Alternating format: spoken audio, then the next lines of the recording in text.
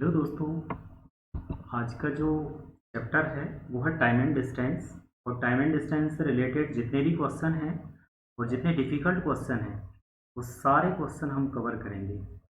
पहला क्वेश्चन है 48 यानी 48 किलोमीटर प्रति घंटे की चाल से चलने वाली एक रेलगाड़ी स्वयं की आधी लंबाई वाली एक अन्य रेलगाड़ी जो कि 42 किलोमीटर प्रति घंटे से विपरीत दिशा से चल रही है को पार करने में 12 सेकंड का समय लेती है। कितने समय का लेती है? 12 सेकंड का समय लेती है। यह रेलगाड़ी प्लेटफार्म को 45 सेकंड में पार करती है, तो प्लेटफार्म की लंबाई बताइए। पहले मैं आप लोगों को बता दूं, इसमें दो चीज़ें हैं। पहले देखो, ये ट्रेन ना इस कंडीशन में चल रही है, एक ट्रेन ये इधर से आ रही है, एक ट्रेन इधर से आ रही है। और हम लोगों को पता है जब इस डायरेक्शन में एक दूसरे के विपरीत चलती हैं तो उनकी स्पीड जुड़ती है। और मैंने आप लोगों को फार्मूला बताया है, time is equal to distance upon speed. ये आप लोगों का फार्मूला है। तो ये इस कंडीशन में चल रही हैं। पहले तो मैं आप लोगों को बता दूं, ये 48 किलोमीटर प्रति घंटे की रफ्तार से चल रही है और एक ट्रेन है वो कि 42 किलोमीटर प्रति घंटे की रफ्तार से चल रही है। और ये बोल रहे हैं कि ये जो पहले वाली ट्रेन है अपने स्वयं से आधी लंबाई वाली ट्रेन, यानी इसकी यदि 2x है तो इसकी आधी लंबाई है इसकी स्पीड ये है, लंबाई ये है, इसकी स्पीड ये है, लंबाई ये है। तो टाइम ये एक दूसरे को पार करने में टाइम ले रही हैं 12 सेकंड का। तो टाइम की जगह पर हम लिख देंगे 12 और डिस्टेंस कितना, यानी ये 2x और ये x, यानी टोटल डिस्टेंस हुआ आपका 3x। और स्पीड क्या है, तो दोनों की टोटल स्पीड लिखेंगे क्योंकि अपोजिट डायरेक्शन में है। तो पहली की ट्रेन की स्पीड है 48 और दूसरी की है 42, तो ये टोटल स्पीड कितनी हो गई 90। दोस्तों ये किलोमीटर में है तो मैं इसे मीटर प्रति सेकंड में चेंज करूँगा। तो मीटर प्रति सेकंड में चेंज करने के लिए इसे 5/18 से गुणा कर देते हैं और इसे कैंसिल कर दो। तो ये कितना हो गया, 5 से कैंसिल हो जाएगा और ये कितने से कैंसिल हो जाएगा, 4 टाइम कैंसिल हो जाएगा। ये 4 इज इक्वल्स टू कितना आ जाएगा, x/25, यानी इसका इसमें मल्टीप्लाई कर दूंगा तो मैं ही हो जाएगा 100 इज इक्वल्स टू x। तो ये x की वैल्यू आ गई 100, तो 2x की क्या वैल्यू आएगी 200। यानी इस ट्रेन की जो स्पीड है आपकी 48 और इसकी जो लेंथ है वो है 200 मीटर। अब ये सवाल हमारा इतना हुआ, यहाँ से यह रेलगाड़ी प्लेटफार्म को 12 सेकंड में पार करती है। देखो टाइम दिया है, अगेन टाइम दिया है, तो जब जब टाइम दिया होगा तब तब आप ये time is equals to distance upon speed वाला फार्मूला ही लगाएंगे। ठीक है, ये लगा देंगे आप। तो टाइम की जगह पर कितना लिख देंगे आप 45 और डिस्टेंस क्या है। अब देखो यहाँ पर ये जो ट्रेन है ना ये प्लेटफार्म को पार कर रही है, तो दोनों, यहाँ रेलगाड़ी नहीं है, दोनों की लंबाई क्या होगी, ट्रेन की लंबाई तो आपको पता है, अभी निकाली है आपने 200, और प्लेटफार्म की लंबाई हमको पता नहीं है तो इसकी जगह हम p लिख देते हैं। और इसकी s यानी स्पीड क्या है 48 किलोमीटर। चलिए, तो अब मैं आप लोगों को ये बता दूं कि ये फिर से किलोमीटर प्रति घंटे की रफ्तार है तो इसे 5/18 से गुणा करेंगे तो 5/18 यानी 18 आपके ऊपर पहुंच जाएंगे।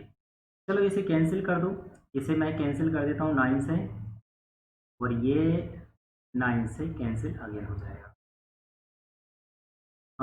इसके बाद ये भी कैंसिल हो जाएगा, ये कितनी बार कैंसिल हुआ 24। और इसका ये कितना हो गया, इसका हो गया 120, 120 का इसमें गुणा कर दो, 120 का इसमें गुणा करोगे कितना हो जाएगा 600, 600 बराबर 200 प्लस p, इसका मैंने इसमें मल्टीप्लाई किया है। 200 का इधर से पक्षांतर करो तो 600 minus 200 is equals to p, यानी आपका ये आ गया 400 मीटर आ गया। प्लेटफार्म की लंबाई कितनी है 400 मीटर, यानी ऑप्शन नंबर डी। चलिए अगला क्वेश्चन है आपका, इसमें क्या है, एक ट्रेन है 3,584 किलोमीटर की दूरी को 2 दिन और 8 घंटे में तय करती है। 2 दिन 8 घंटे में। यदि पहले दिन देखो, पहले दिन कितनी 1440 किलोमीटर की दूरी और दूसरे दिन 1608 किलोमीटर की दूरी तय करती है, तो बताइए कि जो मूल औसत गति और तीसरे दिन की शेष यात्रा की औसत गति में कितना अंतर है। चलो तो देखते हैं। पहले तो इसकी औसत स्पीड निकालना है। तो औसत स्पीड यानी औसत चाल एक मैं आप लोगों को फार्मूला बता दूं। औसत चाल बराबर होता है कुल दूरी बटे कुल समय। कुल दूरी बटे कुल समय।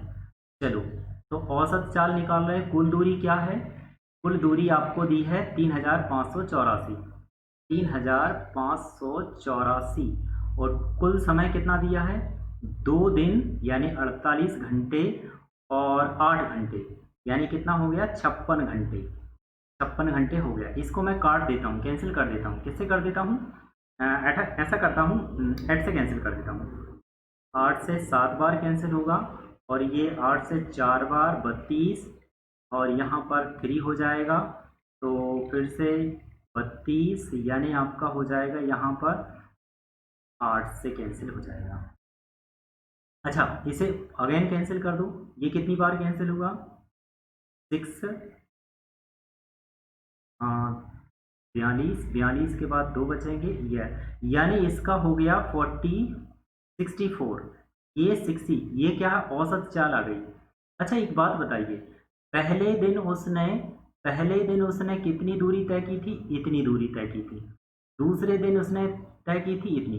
देखो टोटल डिस्टेंस है 3,584। पहले दिन 1440 और दूसरे दिन 1608 किलोमीटर की दूरी तय की है। तो तीसरे दिन में कितनी दूरी तय की होगी? स्वाभाविक है, टोटल डिस्टेंस में से हम ये दोनों दिनों की घटा देंगे। दोनों दिनों की पहले दिन कितनी थी? 1440 और दूसरे दिन कितनी तय की थी? 1608। 1608 किलोमीटर की दूरी तय की थी। ये पहले दिन, ये दूसरे दिन। दोनों दिनों की आप टोटल डिस्टेंस में से दोनों दिनों की घटा दो तो ये आ जाएगी तीसरे दिन की। तो ये कितना होगा आपका? 8 और ये कितना हो जाएगा? यानी 6 और ये आपका 4 और ये कितना आ जाएगा? 3 और ये आपका 5। ये तीसरे दिन की दूरी है। ये किस दिन की है? तीसरे दिन की। अच्छा तीसरे दिन की है, थर्ड डे की। तो तीसरे दिन की और चाल निकालना है। तो तीसरे दिन की चाल बराबर क्या होता है? दूरी बटे समय। चलो ठीक है, तो ये स्पीड निकालना है। दूरी कितनी है? यही तीसरे दिन इतनी तय की है, यानी 536। और तीसरे दिन कितना टाइम लिया है? 8 घंटे। ये दिया है ना 2 दिन 8 घंटे, तो तीसरे दिन 8 घंटे लिया है। तो 8 का भाग लगा दीजिए। चलिए ये कितना हो जाएगा? 48 48 और ये कितना हो जाएगा? यानी 57। ठीक है, तो ये तीसरे दिन की स्पीड और टोटल औसत गति। तो औसत गति और तीसरे दिन की में अंतर कितना है? तो ये 67 माइनस 64 इज इक्वल्स टू 3। यानी इसमें जो अंतर है, डिफरेंस है, वो 3 किलोमीटर प्रति घंटे का जो डिफरेंस है। चलिए अगला क्वेश्चन मैं आप लोगों के लिए लेके आया हूँ। बहुत अच्छे क्वेश्चन हैं। आप लोगों से किसी टाइप के क्वेश्चन आप लोगों को ऐसे नहीं बनेंगे, जैसे नहीं बचेंगे जो कि आपसे नहीं बने। टाइम एंड डिस्टेंस से रिलेटेड कितना ही हार्ड से हार्ड क्वेश्चन हो, मैंने सारे क्वेश्चन कवर किए हैं। आप ये क्वेश्चन लगाने के बाद, ये सीरीज लगाने के बाद आपको ऐसा नहीं लगेगा कि मुझसे टाइम एंड डिस्टेंस से संबंधित कोई क्वेश्चन नहीं बन रहा है। तो और ये यदि आप PDF डाउनलोड करना चाहते हैं तो ये मेरा टेलीग्राम जो चैनल है फोकस स्टडी फोकस के नाम से, तो आप वहाँ से ये PDF डाउनलोड कर सकते हैं। चलिए क्या है? 5 किलोमीटर प्रति घंटे की रफ्तार से चलने वाला एक व्यक्ति अपने गंतव्य स्थान तक 5 मिनट की देरी से पहुंचता है। यदि वह 6 किलोमीटर प्रति घंटे की रफ्तार से चले तो वह समय पर पहुंचता है। तो गंतव्य की दूरी क्या है? ये इस टाइप के क्वेश्चन है दोस्तों। मैं आप लोगों को बता दूं, एक फार्मूला होता है, distance is equal to S1 upon S1 minus S2, और यहाँ पर आपको टाइम लिखना है, ठीक है, टाइम यहाँ पर ये लेकिन आवर में। चलो, तो कितने की स्पीड से पहले वो जा रहा था? 5 किलोमीटर प्रति घंटे की स्पीड से जा रहा था। अगेन वो क्या है, इसके बाद 5-6 किलोमीटर, तो ये क्या है, 5 गुणित 6 बटे यहाँ पर ये 5 माइनस 6, यहाँ माइनस नहीं लिखेंगे। अच्छा, यहाँ पर टाइम कितना लग रहा है? 5 मिनट देरी से पहुँचता है, तो 5 मिनट देरी से। अब इसे घंटे में रफ्तार मिनट में दिया है, घंटे में बदलने के लिए आप 60 से गुणा कर दीजिए। चलो, इसके बाद ये कितना हो गया? चलो, ये कितना हो गया आपका? यहाँ हो गया 30, और यहाँ पर अपान में आया आपका 12। इसे कैंसिल कर दूँ, 6 से कैंसिल कर दूँ, ये यानी कितना आ गया? 2.5। ये 2.5 किलोमीटर है। इसमें दोस्तों एक और फार्मूला होता है, इसे आप ऐसा भी निकाल सकते हो। देखो, टाइम बरा देखो पहले क्या था, डिस्टेंस अपॉन, देखो distance upon speed minus distance upon speed बराबर होता है टाइम। इसमें भी फार्मूले में आप रख के आप इसे कर सकते हो। यहाँ पर कितना रख दोगे? 5 मिनट। ये डिस्टेंस की जगह डिस्टेंस अपॉन स्पीड की जगह पहले कितनी थी? 5 की स्पीड से जा रहा था, फिर कितनी डिस्टेंस अपॉन, फिर कितनी 6 की स्पीड से जा रहा था, और ये इसमें 60 का भाग लगा दो। इससे भी कर सकते हो, यानी इसका एलसीएम कितना जाएगा? 30 आ जाएगा। यहाँ पर 6d minus 5d is equals to 5 upon 60, और इससे आप इसे कैंसिल करोगे तो ये आ जाएगा 2, यानी d इज इक्वल्स टू आ जाएगा 2.5। इससे भी कर सकते थे, तो आपकी डिस्टेंस इतने किलोमीटर आ जाएगी।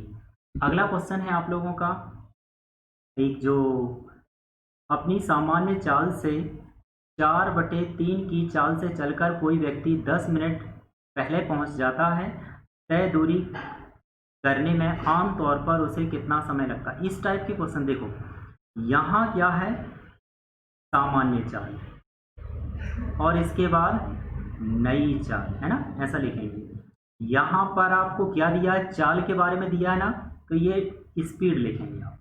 देखो, जो नीचे जो दिया होता है ना, वो पहले वाली होती है, यानी पहले 3 थी और अब कितनी हो गई? 4। देखो, ये 4/3 है ना, 4/3, तो ये पहले वाली और ये बाद में वाली, तो ये सामान्य चाल और ये नई चाल, ये सामान्य चाल और ये नई चाल। इसके बाद यहाँ पर टाइम, देखो क्या करना है, ये स्पीड के बारे में दिया है, इसको पलट देंगे तो वो टाइम के बारे में हो जाएगा। ये 3:4 है, मैं इसे पलट दूंगा तो क्या हो जाएगा? 4:3। अब देखो, इनमें अंतर कितने का है? ये 4 से बढ़कर हो गया 3, यानी इसमें अंतर है 1 का, और यहाँ यहाँ टाइम में अंतर है 1 का, और यहाँ देखो मिनट में कितने का अंतर है? 10 का। तो जो 1 है ना, वो 10 मिनट के बराबर है, 1 है वो 10 मिनट के बराबर है। तो यदि आपसे पूछें कि प्रारंभिक, ये देखो ये क्या था? प्रारंभिक, यानी आमतौर पर जो सामान्य लगता है, और ये क्या है? नया। तो हमसे ये 4 वाला पूछा है, ये सामान्य वाला, ये 4 वाला पूछा है। 1 बराबर 10, तो 4 बराबर कितना हो जाएगा? 10 में 4 का गुणा कर दो, यानी 40 मिनट का टाइम लगता है। तो ये हो गया इसका सी आंसर रहेगा। अगला क्वेश्चन है, एक कार, जो एक व्यक्ति है, देखो एक व्यक्ति कार द्वारा निश्चित दूरी तय करता है, वह कुल यात्रा का 30% भाग 20 किलोमीटर प्रति घंटे की चाल से, और 60% भाग 40 किलोमीटर प्रति घंटे से, और शेष दूरी को 10 किलोमीटर प्रति घंटे की रफ्तार से, यानी गति से तय करता है, तो उसे जो है औसत गति क्या होगी? मैंने आप लोगों को बताया था कि औसत चाल बराबर क्या होता है? औसत चाल बराबर क्या होता है? कुल दूरी बटे कुल समय, कुल दूरी बटे कुल समय। ये मैंने आप लोगों को बताया था। देखो क्या है, कुल दूरी की जगह आप कितना लिखेंगे? आप देखो पहले क्या है, वो 30% है, इधर पहले 30% भाग क्या है 20 किलोमीटर प्रति घंटे की रफ्तार से, फिर 60% भाग 40, यानी देखो 30%, यानी टोटल परसेंट क्या होता है 100, यानी टोटल आपने 100% मान लिया। तो पहले देखो, पहले क्या है 30% की जो दूरी है ना वो कितनी 20 किलोमीटर प्रति घंटे की, 20 किलोमीटर प्रति घंटे से, और इसके बाद जो 60% जो दूरी है ना वो कितनी 40 किलोमीटर प्रति घंटे की रफ्तार से चल रहा है। और जो शेष 10% है ना, देखो क्योंकि 10% क्यों बचा, देखो 30% और 60% हो गया 90%, जब 90% हो गया तो शेष कितना बचा 10%, और 10% जो दूरी है वो 10 किलोमीटर प्रति घंटे की रफ्तार से चल रहा है। तो यहाँ पर देखो टाइम लिखोगे, पहला टाइम क्या है, ये पहला टाइम है, ये दूसरा टाइम है, और ये तीसरा टाइम है। पहला टाइम देखो, टाइम कैसे निकालोगे, ये दूरी और ये आपकी दूरी और ये स्पीड है और ये दूरी है। तो टाइम कैसे निकालते हो, मतलब आप लोग भाग लगाओगे। जैसे मान लीजिए समय बराबर क्या होता है, समय बराबर क्या होता है दूरी बटे चाल, यही होता है ना। तो ये आपकी दूरी है और ये आपकी चाल है, ठीक है ना, ये दूरी है, सॉरी ये दूरी है और ये चाल है, इतने प्रतिशत दूरी और इतने प्रतिशत चाल। तो समय कैसे निकालोगे, इसका जो समय निकालोगे आप इसका निकाल लो पहले। समय बराबर क्या होता है दूरी बटे चाल, यानी आपका हो जाएगा 30/20। फिर इसके बाद इसका समय कैसे निकालोगे, दूरी बटे चाल, यानी आपका जाएगा 60/40।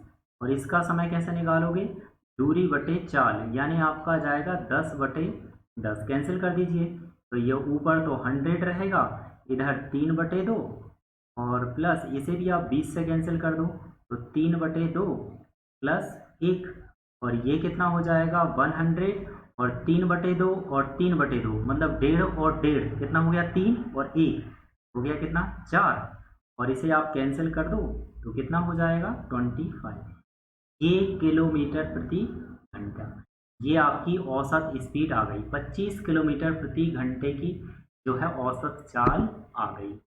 चलो अगला क्वेश्चन है आप लोगों का। अगला क्वेश्चन क्या है देखो, एक व्यक्ति को अपने गंतव्य तक पैदल पहुंचने और वहां से बाइक से वापस लौटने में कुल मिलाकर 12 घंटे लगते हैं।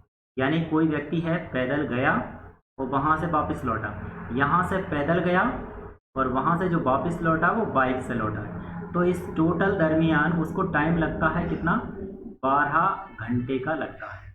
इसके बाद देखो, इसके बाद एक चीज़ और दी है उसमें, यदि वह दोनों तरफ से पैदल यात्रा करता, यानी वो इधर से भी पैदल जाता और इधर से भी पैदल आता, तो उसको कितना लग रहा है 3 घंटे अधिक लगता है। यानी इसे इधर 12 घंटे लग रहा था तो इधर कितना घंटे लगेगा 15 घंटे लगेगा। चलो इसे इक्वेशन में जमाते हैं, इधर पैदल जाता है और उधर से बाइक से वापस आता है, तो उसे कितने लगते हैं 12 घंटे लगते हैं, ठीक है। इसके बाद इधर से भी पैदल गया और उधर से भी पैदल आया, यानी पैदल प्लस पैदल, यानी 2 बार पैदल गया तो वो कितना लगा उसे 15 लगा, मतलब 15 घंटे लगे। ऐसा करो, इस वाले में 2 का गुणा कर दो, इस वाले में 2 का गुणा करो, क्यों कर रहे हैं अभी मैं आपको बताऊंगा। 2 का गुणा कर दो तो 2p + 2b बराबर कितना हो जाएगा 24।